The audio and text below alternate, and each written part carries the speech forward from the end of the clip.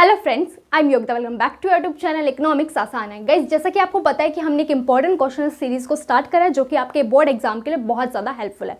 So guys, उसी series को continue करते हैं और आज के क्वेश्चन नंबर 6 को हम डिस्कस करते हैं। इससे पहले हम 5 क्वेश्चन को डिस्कस कर चुके हैं। अगर वो वीडियोज़ नहीं देखे तो उनका लिंक मैं तुम्हें डिस्क्रिप्शन में दे दूंगी। सो गाइस, आज का जो हमारा इंपॉर्टेंट क्वेश्चन है वो क्या है? क्वेश्चन नंबर 6 है हमारा, in a 2 sector economy. Economy में कितने सेक्टर हैं? 2 सेक्टर है, हाउस होल्ड and firm. The income and consumption function, income and consumption function दे रखा है हमें। क्या दे रखा है भाई? इनकम इक्वल है C plus I, consumption plus investment के, एंड कंजम्पशन क्या है? 50 plus 0.80 y। If the investment are, अगर इन्वेस्टमेंट क्या है ₹50 करोड़ है तो हमें क्या कैलकुलेट करना है? Equilibrium level of income calculate करनी है। इकोनॉमी जब इक्विलिब्रियम में है तो इनकम कितनी होगी at the equilibrium level. Level of consumption बताना है एट इक्विलिब्रियम पर, एंड सेविंग बतानी है एट इक्विलिब्रियम पर। मतलब बेसिकली हमें ये बताना है कि जब इकोनॉमी इक्विलिब्रियम में है तो इनकम क्या होगी, कंजम्पशन क्या होगा और सेविंग क्या होगी। जो हमें बेसिकली इन्फॉर्मेशन गिवन है उसके बेस पर हम क्या करेंगे, इन सबको कैलकुलेट करेंगे। तो सबसे पहले हम पार्ट ए करते हैं। पार्ट ए में हमें कैलकुलेट करनी है इक्विलिब्रियम लेवल ऑफ इनकम। सबसे पहले ये समझते हैं कि भाई इकोनॉमी इक्विलिब्रियम में कब आएगी। कब आएगी इकोनॉमी इक्विलिब्रियम में? जब एग्रीगेट सप्लाई क्या हो जाए, एग्रीगेट डिमांड के इक्वल हो जाए। ठीक है, अब यहाँ पे हमें दे रखा भी इनकम जो है वो इक्वल है C प्लस आई के। तो अगर तुम्हें ध्यान हो, एग्रीगेट डिमांड क्या होती है? C प्लस आई होती है। एग्रीगेट सप्लाई क्या होती है? इनकम के इक्वल होती है। ये हमने देखा था कि इनकम को या तो कंज्यूम किया जाता है या सेव किया जाता है। तो हम मान सकते हैं भाई एग्रीगेट सप्लाई क्या हो गई, इनकम हो गई। तो ऑब्वियसली बात है कि हमें दे रखा है भाई इनकम इक्वल है C प्लस आई के, मतलब इक्विलिब्रियम की लेवल की कंडीशन हमें दे रखी है कि जब एग्रीगेट सप्लाई क्या है, इक्वल है एग्रीगेट डिमांड के। अब हम क्या करेंगे, इसमें वैल्यू पुट करेंगे और आंसर निकाल लेंगे। क्योंकि हमें एक इनकम निकालनी है तो हम क्या करेंगे, सबसे पहले कंजम्पशन को लिखेंगे। हमारा कंजम्पशन फंक्शन क्या होता है, अगर याद हो तो कंजम्पशन फंक्शन क्या होता है हमारा? C बार प्लस BY होता है, जिसमें B हमारा क्या होता है? MPC होता है, marginal propensity to consume. MPC हमें क्या बताता है कि कंज्यूमर अपनी चेंज इन इनकम का कितना पार्ट क्या कर रहा है, कंज्यूम कर रहा है। क्लियर हुआ? अब यहाँ पर बात करें कंजम्पशन फंक्शन तो हमें गिवन है भाई, ये 50 क्या है, C बार है, 0.80 क्या है हमारा, B है, और Y इनकम दे रखी है। तो कंजम्पशन फंक्शन तो दे रखा है, वैल्यू पुट कर देते हैं सीधा। भाई कंजम्पशन फंक्शन क्या है? 50 प्लस 0.80 Y प्लस इन्वेस्टमेंट भी हमें दे रखी है 50। तो भाई सॉल्व कर देते हैं हम इसको। हम क्या करेंगे भाई, इनकम में से माइनस कर देंगे 0.80 Y को, देन 50 प्लस 50 की बात करते हैं। ये क्या हो जाएगा हमारा 100, ये आ जाएगा मेरा 1 में से 0.80 माइनस करेंगे तो 0.20 Y।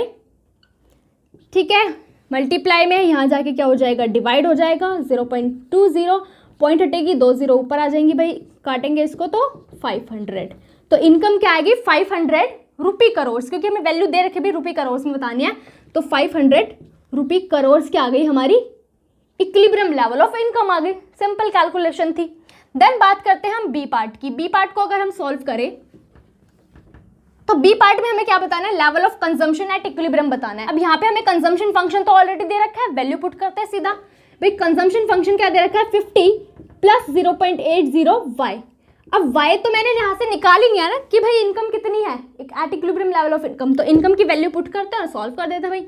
50 प्लस 0.80, इनकम कितनी है? 500, मल्टीप्लाई करेंगे तो वैल्यू आ जाएगी हमारी 400, देन 50 ऐड करेंगे तो 450 रुपी करोड़ क्या आ जाएगा हमारा? कंजम्पशन आ जाएगा। क्लियर हुआ?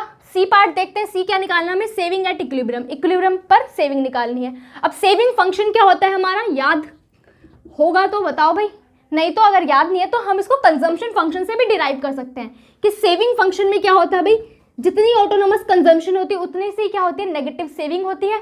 तो हम बोल सकते हैं कि minus C bar plus B क्या है हमारा? MPC है। तो सेविंग फंक्शन में हम MPS की बात करेंगे कि भाई चेंज इन इनकम का कंज्यूमर कितना सेव कर रहा है। तो MPS कैसे निकालेंगे? 1 माइनस B और इनकम। तो ये आ जाएगा मेरा सेविंग फंक्शन। तो सेविंग फंक्शन निकाल लेते हैं हम यहाँ से, minus C bar plus 1 minus B Y।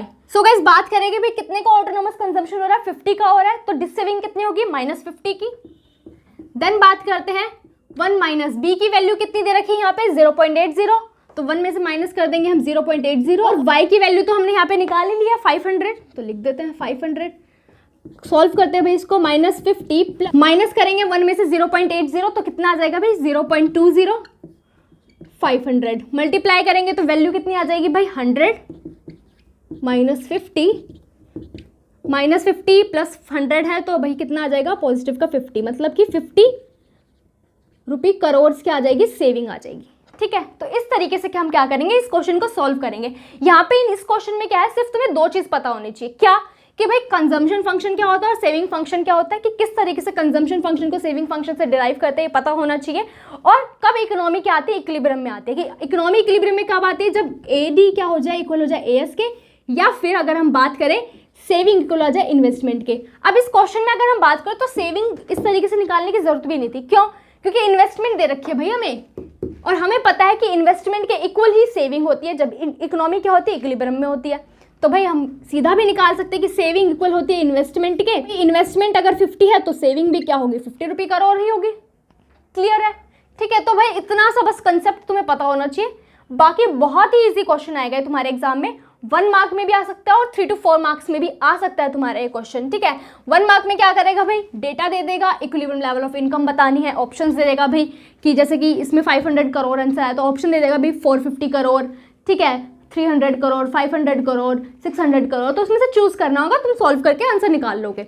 या फिर फुल फ्लैश क्वेश्चन दे रखा है भाई कि इक्विलिब्रियम लेवल ऑफ इनकम भी निकालनी है, कंजम्पशन भी निकालना है, सेविंग भी निकालनी है, तो ये तुम्हारा 3 to 4 मार्क्स का आ जाएगा अगर सारी चीज़ निकालने के लिए बोलेगा। नहीं तो सिंगल चीज़ निकालने के लिए बोलेगा तो 1 मार्क्स में तुम्हारा ये क्वेश्चन हो जाएगा। तो यहाँ से तुम्हारे 1 to 4 मार्क्स बिल्कुल सिक्योर है। सो गाइज होप बहुत अच्छे से क्लियर हो गया होगा किस तरीके से हम इन क्वेश्चन को सॉल्व करेंगे। सो गाइज आज के लिए इतना ही, मिलते हैं नेक्स्ट क्लास में अनदर इंपॉर्टेंट क्वेश्चन के साथ। Thank you.